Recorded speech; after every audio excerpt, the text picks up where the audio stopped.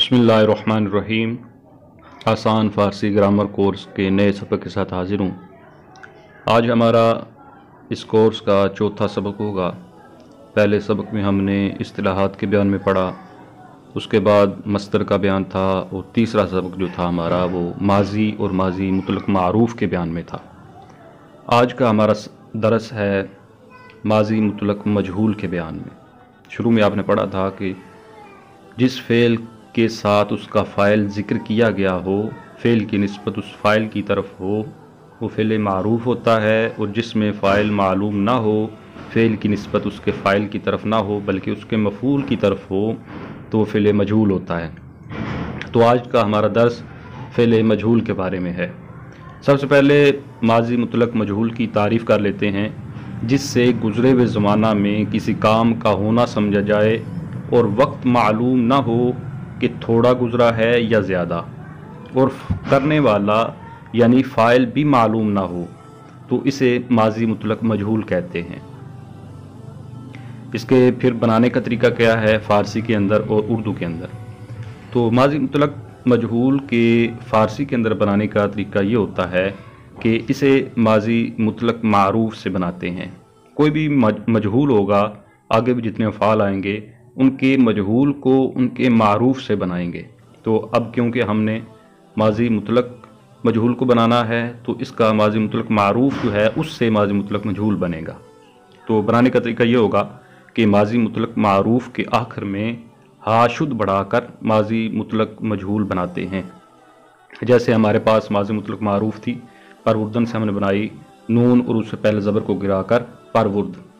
अब जब हम इसका मजहूल बनाएंगे तो आगे हा शुद्ध बढ़ा दें तो बन जाएगा परवुर्दा शुद्ध। तो ये बन गया पहला सीगा। बाकी सीगे उसी तरह अलामात को जमा करने से। अब इसका उर्दू में बनाने का क्या तरीका है वो देख लेते हैं कि माजी मुतलक मारूफ़ के आखिर में लफ्ज़ गया बढ़ाकर माजी मुतलक बनाते हैं उर्दू के अंदर, माजी मुतलक मजहूल उर्दू के अंदर बनाते हैं। जैसे माजी मुतलक मारूफ़ उर्दू के अंदर हमने बनाई थी पालना से पाला। अब आगे गया ज़्यादा कर दें तो बन जाएगा पाला गया। तो ये माजी मुतलक मजहूल बन गई। इसमें एक चीज़ ज़े नशीर है इसके बारे में कि जो मजहूल, किसी भी फ़ेल का मजहूल जो आता है वो हमेशा उस फ़ेल का आएगा जो फ़ेल मुताद्दी होता है। मुताद्दी फ़ेल की तारीफ़ हमने पढ़ी थी। मुताद्दी फ़ेल वो होता है जिसका फ़ाइल के साथ साथ उसका मफ़ूल भी ज़िक्र किया गया हो, यानी उसके फ़ाइल पर बात पूरी तरह मुकम्मल ना हो बल्कि साथ मफ़ूल की भी ज़रूरत पड़े, तो ऐसे फ़ेल को मुताद्दी कहते थे। तो फ़ेल मुताद्दी जो होगा उसी का ही मजहूल आएगा। जो फ़ेल लाजिम होता है उसका मजहूल नहीं आता। क्यों? इस वजह से कि मजहूल में निस्बत फ़ेल की होती है उसके मफ़ूल की तरफ। तो फ़ेल लाजिम वो होता है जिसमें उसका फ़ाइल सिर्फ होता है, साथ उसका मफ़ूल नहीं होता। तो ये मजहूल सिर्फ बनेगा फ़ेल मुताद्दी से, लाजिम से नहीं बनेगा। अब हमने जब तरीका सीख लिया बनाने का उर्दू के अंदर भी फ़ारसी के अंदर भी, तो अब हम इसकी गर्दान बना लेते हैं। तो पहला सीगा हमने बनाया परवुर्दा शुद्ध बन गया कि माजी मुतलक मारूफ़ के आखिर में हा शुद्ध बढ़ाया तो परवुर्दा शुद्ध बन गया। तो अब आगे वाले सीगे बनाने के लिए अलामात किस में दाखिल करनी है। माजी मुतलक मारूफ़ में हमने परवुर्द के आगे अलामात को दाखिल किया था। यहाँ पर अब परवुर्द के आगे नहीं करेंगे क्योंकि वो अब उसका जो दाल है ये दरमियाने कलाम में आ गया है, ये आखिर में नहीं है। अलामात जमा की जाती हैं आखिर में। तो अब यहाँ पर शुद्ध में अलामात को जमा करेंगे, यानी शुद्ध का जो दाल है इसके आगे अलामात को जमा करेंगे जो भी सीगा में चाहिए। तो ये सीगा है परवुर्दा शुद्ध वाहिद गायब का सीगा। तो जमा गायब हमने बनाना है, तो जमा गायब की अलामत जो है वो इसके आगे लगा दें नून दाल, तो बन जाएगा परवुर्दा शुदंद। फिर वाहिद हाजिर का सीगा हम बनाना चाहते हैं तो उसकी अलामत या लगाएं तो बन जाएगा परवुर्दा शुदी। जमा हाजिर का सीगा बनाना चाहते हैं तो या दाल लगा दें परवुर्दा शुदेद। वाहिद मुतकल्लिम का सीगा बनाना चाहते हैं तो मीम लगा दें परवुर्दा शुदम। जमा मुतकल्लिम का सीगा बनाना चाहते हैं तो या मीम लगा दें, बन जाएगा परवुर्दा शुदेम। ये हमने फ़ारसी में गर्दान बना ली। अब उर्दू में पहले सीगे का हमने तर्जमा किया परवुर्दा शुद्ध का पाला गया, तो साथ ज़मीर भी लगा दें वो पाला गया। जमा गायब का बन जाएगा वो पाले गए। वाहिद हाजिर का बन जाएगा तू पाला गया। जमा हाजिर का तुम पाले गए। वाहिद मुतकल्लिम का मैं पाला गया। और जमा मुतकल्लिम का बन जाएगा हम पाले गए। तो इस तरह हमने फ़ारसी के अंदर भी गर्दान बना ली और उर्दू के अंदर भी गर्दान बना ली। इसके बाद अब ज़ख़ीरे अल्फाज के लिए कुछ मसादर दिए गए हैं। जिस तरह पहले पिछले सबक में भी कुछ मसादिर थे 6, आज के सबक में भी 6 हैं।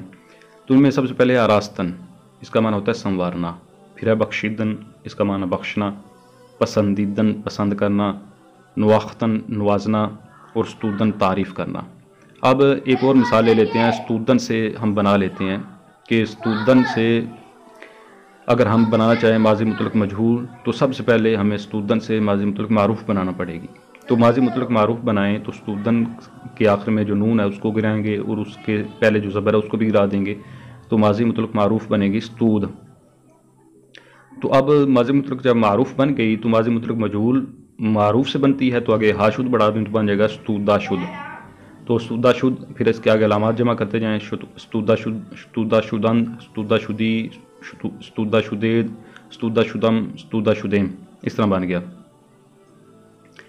یہ اس کا ایک طریقہ تھا، مثال کے طور پر میں نے سمجھا دیا۔ تو تعریف کرنا اس کا معنی ہے، تو ماضی مطلق معروف میں اس کا ترجمہ بنے گا اس نے تعریف کی، تو اس میں آ کر بن جائے گا وہ تعریف کیا گیا، وہ تعریف کیے گئے، تو تعریف کیا گیا، تم تعریف کیے گئے، میں تعریف کیا گیا، ہم تعریف کیے گئے۔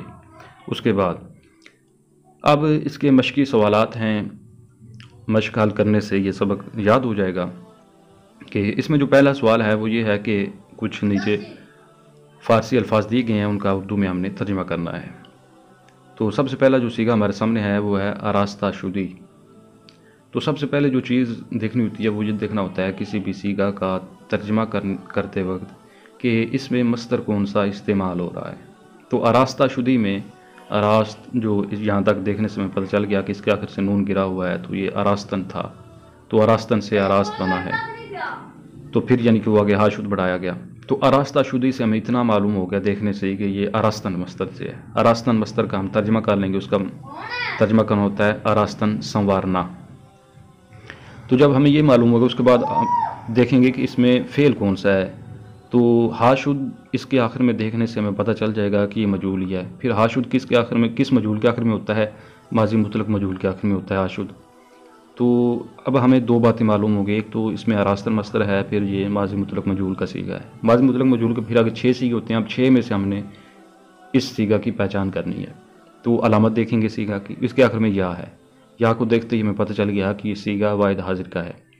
تو اب ہمیں جب یہ ساری باتیں معلوم ہو گئی تو اب ترجمہ آسان ہے کہ واحد حاضر میں اردو میں جو اس کی ضمیر ہوتی ہے وہ تو ہوتا ہے، تو سنوارنا سے پھر بن جائے گا تو سوارا گیا۔ تو اس طرح یہ ترجمہ کرتے ہیں۔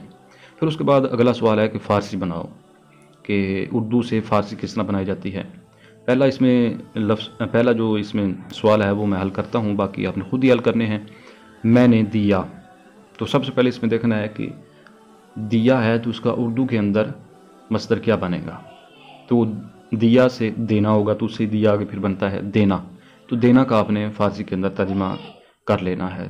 دینا دادن اس کا فارسی میں مصدر ہوتا ہے، دادن اس کا معنی ہوتا ہے دینا، دادن۔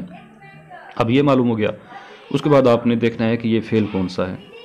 تو میں نے دیا ہے، تو اس میں فعل بھی ہے، اس کا فاعل بھی موجود ہے، اور اس میں ماضی کا بھی پتہ ہے کہ ماضی میں دیا گیا ہے، پھر اس میں ساتھ کوئی قید نہیں ہے کہ وقت کا بھی پتہ نہیں ہے کہ تھوڑا گزرا یا زیادہ گزرا، تو پتہ چلے کہ یہ ماضی مطلق ہے، ماضی مطلق ہے۔ تو اب ہم اس کے بعد دیکھیں گے یہ صیغہ کون سا ہے۔ تو میں ہے، میں متکلم کے لیے ہوتا ہے، تو واحد متکلم کے لیے ہے، تو بن جائے گا صیغہ واحد متکلم کا، واحد متکلم ماضی مطلق معروف کا۔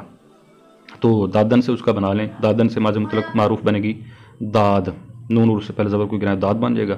تو آگے واحد متکلم کی جو علامت ہے، واحد متکلم کا جو ضمیر ہوتی ہے میم، وہ لگا دیں تو بن جائے گا دادم، میں نے دیا۔ تو اس طرح حل کرنا ہے۔ اگر کوئی یہ مشق حل کر کے چیک کروانا چاہے تو میرا نمبر دیا ہو تو اس پر کروا سکتا ہے۔ اس کے ساتھ اس سبق کا اختتام ہوا۔ انشاءاللہ ملتا ہوں اگلے سبق کے ساتھ، تب تک کے لیے اجازت۔ السلام علیکم ورحمۃ اللہ وبرکاتہ۔